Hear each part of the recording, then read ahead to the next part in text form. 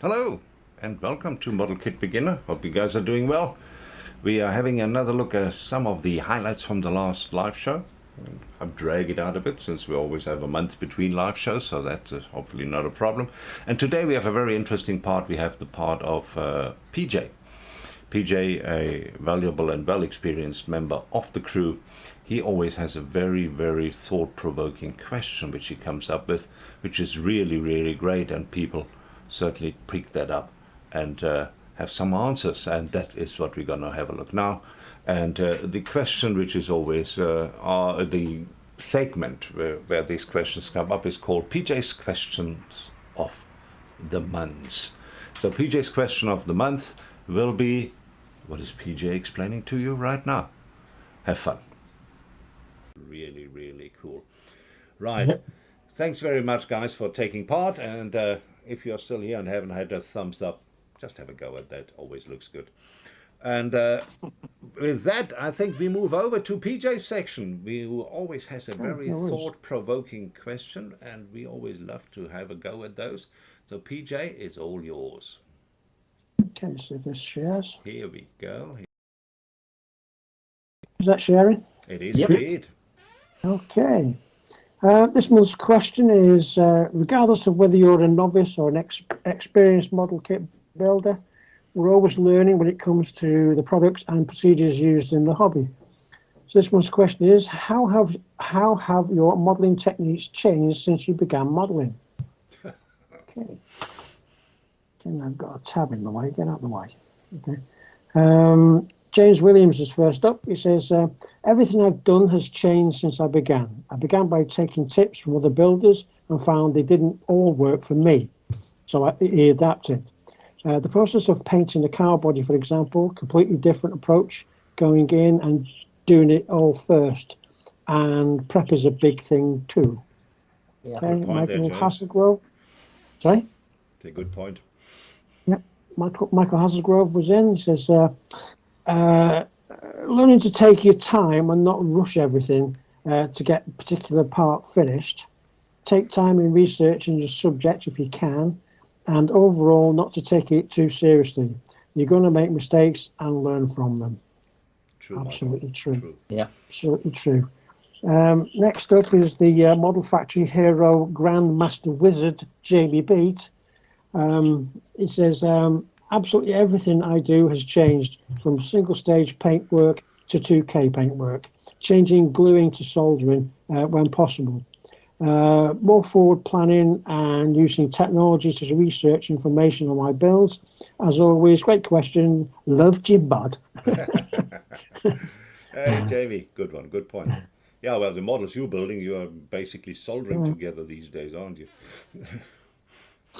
What's going on here?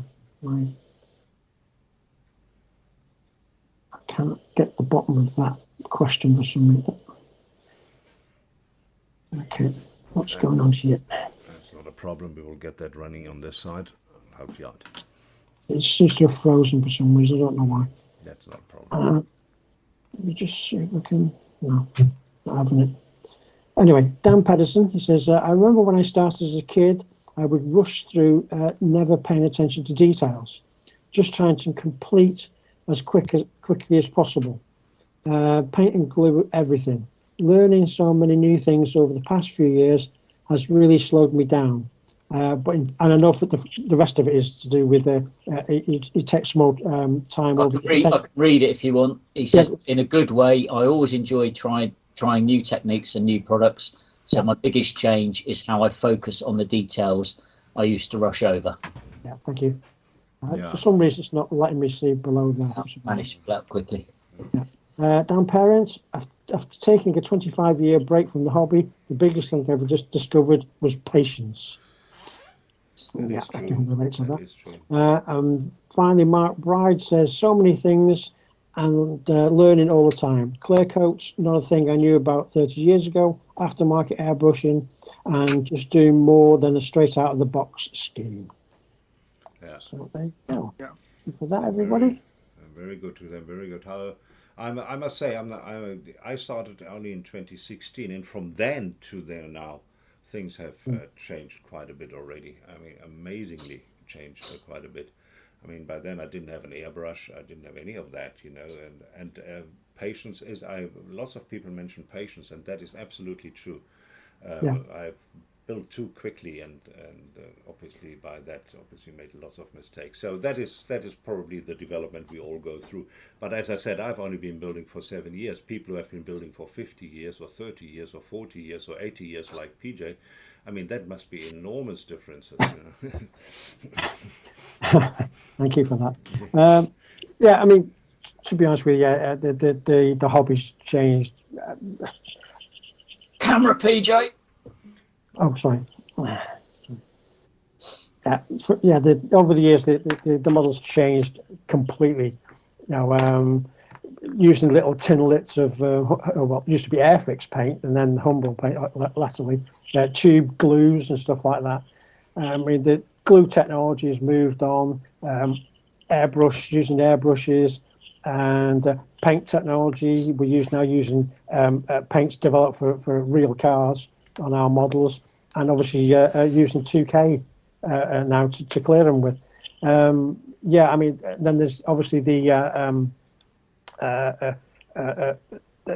quality of the kits that we're buying these days. That are far more detailed than used to be. A lot more parts involved as well. So yeah, I mean, with that, of course, there's been a huge cost increase. But what can you do? So yeah, for me, when I first started as a 5-6-year-old, a lot of decades ago, the hobbies moved on. Wow, just so much, it really has. So beyond compare. Yeah, I'd agree. I mean, agree with a lot of sentiments that people have made. I remember building kits when I was 5, 6, 10, 12, whatever, and it was all hairy stick, Humble paints. Yeah. The choice of kits was very limited. I mean, it tended to be Airfix, and then Tamiya came along. They were probably going longer than that, but that's all I remember. I remember going down the hobby shop and getting Airfix kits, and then moving into airbrushes, different choices of paints, different aftermarket stuff, replacement decals, different schemes. I mean, it's brilliant, and it's a massive choice there now. It's fantastic. It is. I say again, I'd agree with all that as well. I said the biggest thing for me, I think the biggest change with me in my modelling is with age has come patience. Oh yeah. Whereas not to rush things. I mean, don't get me wrong, we all still want to rush things and get things done because we want to see the finished article. But it's that now where I can actually stop now and say, actually, I'm not quite happy with that, so I'll strip it all back and start again, as some people have done, in what you've been working on. If you're not happy with something, you just do it again. Whereas in yesteryear, I might have just let that slide, and I think that plays a big part to the finished models. Yeah, no, absolutely. I mean, it's a bit different with me because obviously I've only been doing it a couple of years. But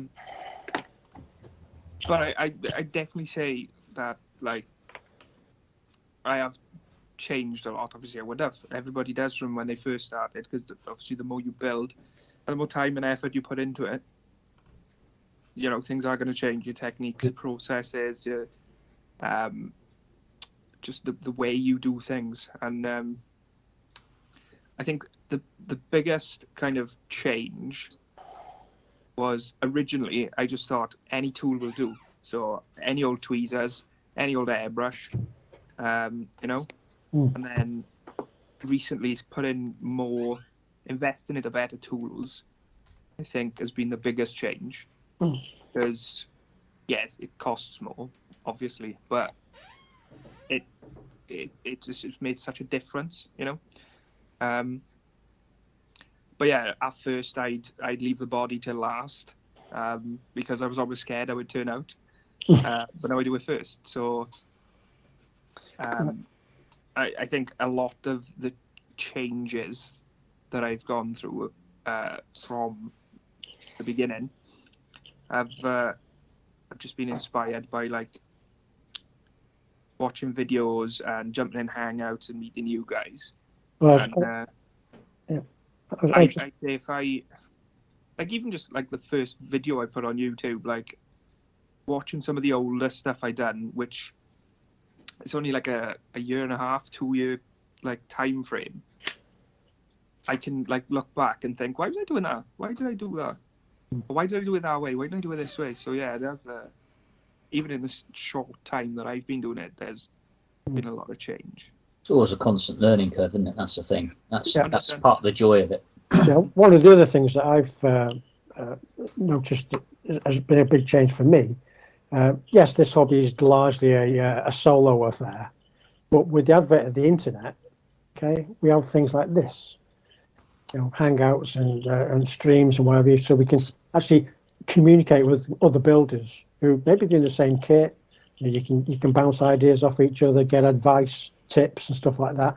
Well, back in the day when I was younger, that wasn't available. Yet maybe a local mod club, if you were lucky to have one. But I used to find them quite intimidating affairs, where it's much easier to do that sort of thing online. So that's the internet, big plus for our hobby. Absolutely. 100%. Yeah, no, So, absolutely. There are also a couple of comments here in the chat. Dan P says, good point in build order. I noticed most YouTubers did the body and paint work first, used to do it last. Works much better finishing the body first and helps keep you motivated. And also the 2K needs to cure and all of that, so that can sit to one side while you build the rest. With cars, obviously, with other kits, it's different. Yeah. Then Gary says, thanks, Craig. He complimented his Ducati, which is indeed a very nice build. Yeah. Dom says, you learn something new every day. Deep wisdom there from Dominic. Wayne says, goodbye. Hi, guys. Nice to see you all. Hi, Wayne. Good to have you. And Dan P wants to know where Roland finds desk big enough for him. Do they have an IKEA for giants? In a former life, I was a cabinet maker, Dan, so I built my own desks. And then Andrew Kelly's, well, for me, since Zoom, I have to remember to model with my clothes on. I just didn't want to see that tonight. Oh, God, what Thanks, a picture, Andy. Oh, no. Oh, dear. That's funny. Got to go to bed on that thought now. Yeah. Shane says his biggest change was to use an airbrush and lacquer paints instead of the hairy stick and enamel paint. Oh, yeah, enamel paints was a thing. I remember that, too. Yeah. Yeah, that's really, and Dan P agrees with Andy and the clothing thing. Yeah. Peter Milgate doesn't want to see that picture. Biggest change, says Peter, is disposable income, which has led to more patience but an inability to purchase better equipment. Annie says also the availability of kits through the ordering online. Imagine trying to have something shipped internationally in the past. Oh, yeah. That's very true. Oh, yeah. Would have taken months and costs you lots of money, if at all, you will be able, because you have to phone them first over a normal telephone line. There's your first monthly salary gone, and then you have to start the stuff there. Airfix from the news agents, says Hugh Gordon, but Tamir Extrastrin revolutionized sticking kits together, in his humble opinion. I'd agree with that. The thin glue certainly did it use. Andy says, tools, paints, kits, quality of all, and the importance socializing with my modeling friends. Yeah, that is actually a big thing. That what we are doing, being in hangouts, doing shows together, that was all not possible in the past. The only time you saw somebody was when there was a show. And Festa says, the internet community is a brilliant source of inspiration and friendship. Absolutely, Colin. Absolutely. And it's good to have you. Yeah, very much. Right. Now, Simon, were there any questions which you could find in the chat? None at all. None this at week. all. Everybody knows everything. That's wonderful to know.